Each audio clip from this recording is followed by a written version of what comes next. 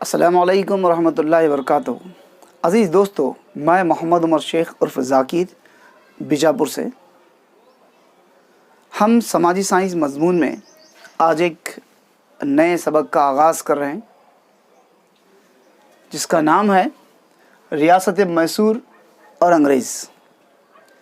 इस सबक में हम क्या पढ़ेंगे? हम रियासत मैसूर की तारीख़ पढ़ेंगे, जैसे वड़ियर ख़ानदान है वो पढ़ेंगे, दलवाई ख़ानदान, हैदर अली, टीपू सुल्तान और मैसूर की जंगों को हम पढ़ेंगे। इससे पहले कि हम अपने सबक की तरफ चलें, आइए दोस्तों कि मैं आपको याद दहानी कर दूं। अगर आप हमारे चैनल पे नए हैं तो सब्सक्राइब कीजिए हमारे चैनल को, ताकि बर वक्त नोटिफिकेशन आप तक पहुंचती रहे हमारी, और लाइक कीजिए और ज़्यादा से ज़्यादा मेरे और आपके दोस्तों अहबाब तक इन वीडियोस को पहुंचाइए ताकि वो भी इससे इस्तेफ़ादा करें। आइए दोस्तों, हम आज के इस उन्वान पे चलते हैं, आज के उन्वान की तरफ बढ़ते हैं। आज का उन्वान है रियासत मैसूर और अंग्रेज़। जैसे मैंने बताया कि हम इस टॉपिक पे, इस उन्वान में हम रियासत मैसूर यानी वड़ियर को पढ़ेंगे, वड़ियर ख़ानदान को। वो ख़ानदान की बुनियाद किसने रखी हम पढ़ेंगे। कहा जाता है ट्रेडिशन या जो है तारीख़ के लिहाज से, तारीख़ के एतबार से, दौरका है मथुरा जिसे कहा जाता है, मथुरा को दौरका कहा जाता था। तो मथुरा से या दौरका के दो भाई थे, एक विजय राया या डुराया भी कहते हैं उसे, विजय राया और कृष्ण राया। जैसे शॉर्ट में विजय और कृष्णा किताब में मिलता है आपको। विजय राया और कृष्ण राया, ये दो भाई मैसूर आए और उन्होंने 1399 ईस्वी में इस ख़ानदान की बुनियाद रखी। शुरू में ये ख़ानदान विजयनगर सल्तनत के मातहत था, लेकिन बाद में ये मजबूत हो गए और अपनी खुद मुख्तारी का ऐलान कर दिया। खुद मुख्तार हाकिम बन गए। उनमें से बहुत से मशहूर राजा हैं, जैसे राजा वड़ियर हैं, और उसके बाद दड्डदेव राजा है, चिक्कदेव राजा है, और कंटीरवा नरस राजा है। ये इन तमाम को हमें पढ़ना है। आइए हम एक के बाद दीगर देखते जाएंगे। तो हमें ये पता चला, हमें जान लिए कि 1399 ईस्वी में विजय और कृष्णा ने मिलकर इस हुकूमत की बुनियाद रखी मैसूर में। 1399 ईस्वी में विजय हुकूमत करना शुरू किया। विजय राया भी कहा जाता है या डुराया भी कहा जाता है इसे। विजय राया ने हुकूमत की 23 सालों तक इसने हुकूमत की, विजय राया ने। उसके बाद 1610 ईस्वी में राजा वड़ियर ने श्रीरंगापट्टन को अपना पाया तख्त बनाया, मतलब कैपिटल सिटी बनाया। श्रीरंगापट्टन को, जो विजयनगर के मातहत में था वो श्रीरंगापट्टन, उसे राजा वड़ियर ने अपना पाया तख्त या कैपिटल सिटी बनाया। और इसी ने राजा वड़ियर ने ही 1610 ईस्वी में नवरात्रि नामी त्यौहार, जिसे हम दशहरा कहते हैं, दशहरा नामी, ये विजयनगर सल्तनत में मनाया जाता था। उसी रिवायत को बरकरार रखते हुए, उसी ट्रेडिशन को बरकरार रखते हुए राजा वड़ियर ने भी अपनी हुकूमत में 1611 ईस्वी में नवरात्रि दशहरा का आगाज़ किया। 1638 ईस्वी में बीजापुर के रंदोला खान ने श्रीरंगापट्टन का मुहासिरा कर लिया। रंदोला खान ने मुहासिरा कर लिया तो उस वक्त का राजा कंटीरवा नरस राजा, ये बहुत मशहूर है शमशीर जनी में।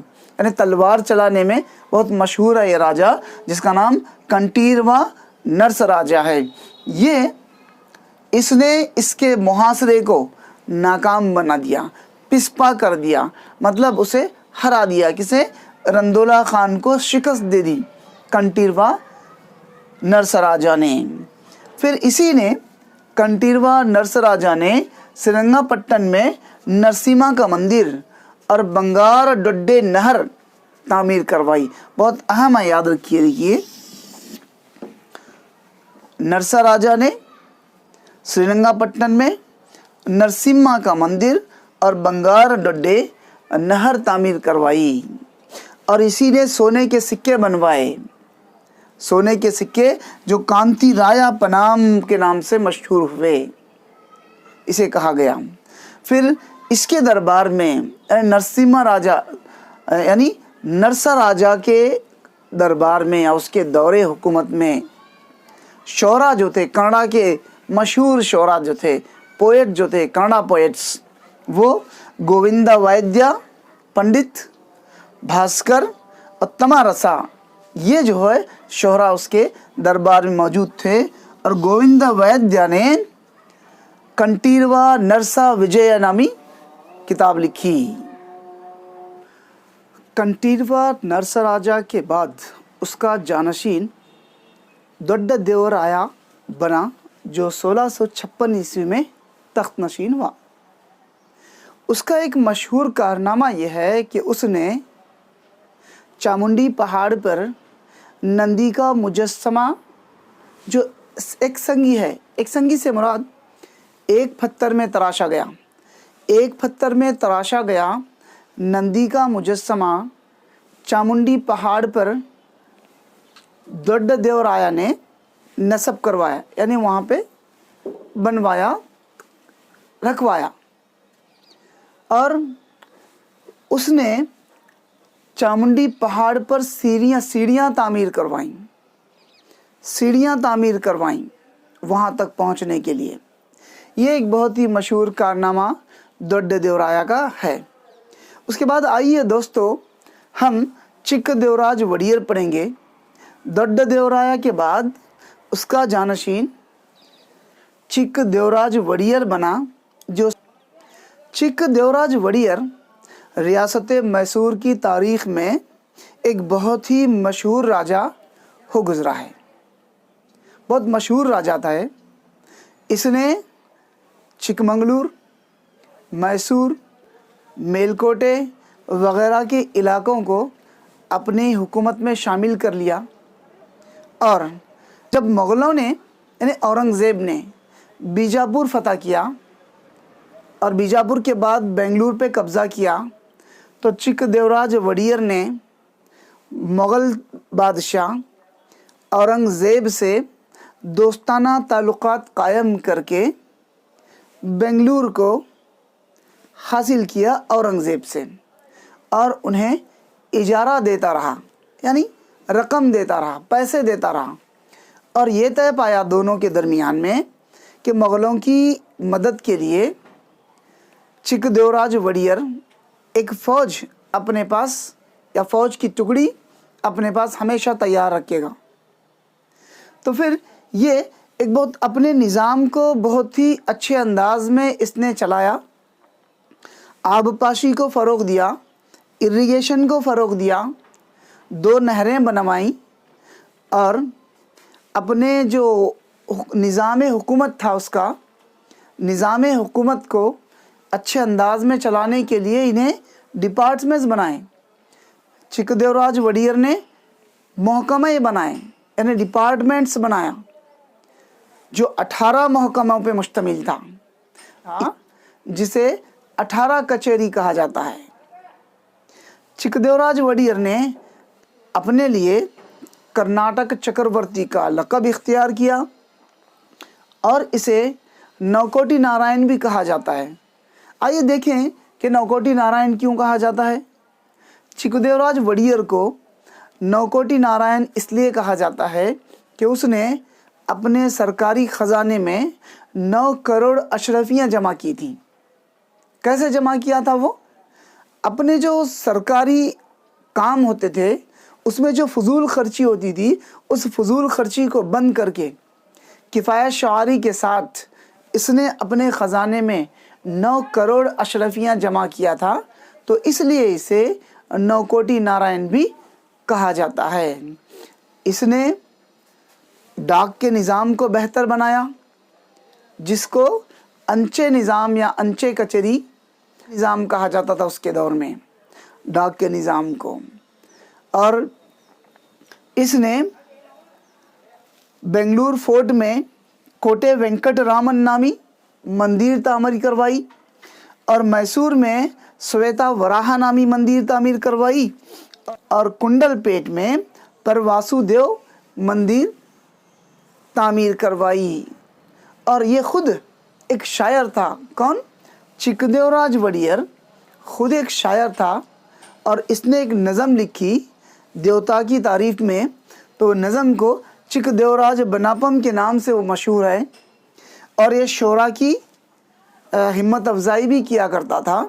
इसके दरबार में कर्नाटक के मशहूर शोरा थे संगाराया, चिक्क उपाध्याय और संची होन्नम्मा।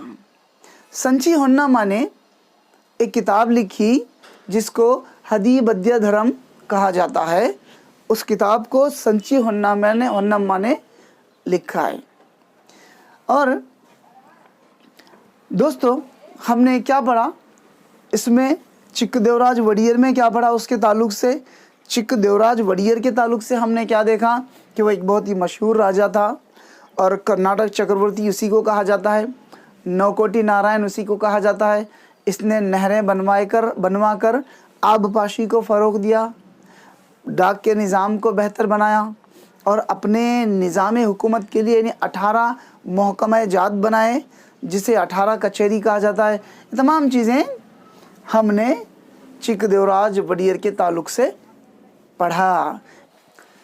1704 ईस्वी में चिकदेवराज वडियर की वफ़ात के बाद उसका गूंगा और बहरा बेटा कंटीरवा नरसराजा दुवम तख्त पर बैठा, यानी उसका जानशीन बना। तो उसकी कमज़ोरी का फ़ायदा उठाते हुए दलवाई जो थे, जैसे तंज राज्य और देव राज्य एक के बाद दीगरे दलवाई बने और इन्होंने राजा की कमज़ोरी का फ़ायदा उठाते हुए राजा के नाम पर ख़ुद हुकूमत करना शुरू कर दिया। लेकिन तिरुचिनापल्ली हासिल करने की हवस में ये कर्नाटक की जंगों में उलझ गए और कर्नाटक की जंगों से इन्हें भारी नुकसान उठाना पड़ा और इन जंगों की वजह से रियासत मैसूर को बहुत भारी नुकसान उठाना पड़ा और इस नुकसान की वजह से रियासत मैसूर कमज़ोर होती गई और श्रीरंगपट्टन की फ़ौज को तनख्वाहें देने के लिए पैसों की कमी होने लगी, तनख्वाहें उन्हें नहीं दी जाने लगी। तो फ़ौजी बगावत पर उतर आए। इसी दौरान हैदर अली को इक़्तिदार तक पहुंचने का मौका हासिल हो गया। तो आइए दोस्तों, इसके बाद हम जो है अगले वीडियो में हैदर अली और टीपू सुल्तान और रियासत मैसूर और अंग्रेज़ों की जंगों पे बात करेंगे इंशाअल्लाह। हमारे चैनल को सब्सक्राइब कीजिए अगर आप नए हैं तो, और बेल आइकॉन दबाकर ऑल पर प्रेस कीजिए ताकि हमारी नोटिफिकेशन बर वक्त आप तक पहुंचती रहे और ये वीडियोस मेरे और आपके दोस्तों अहबाब तक पहुंचाइए।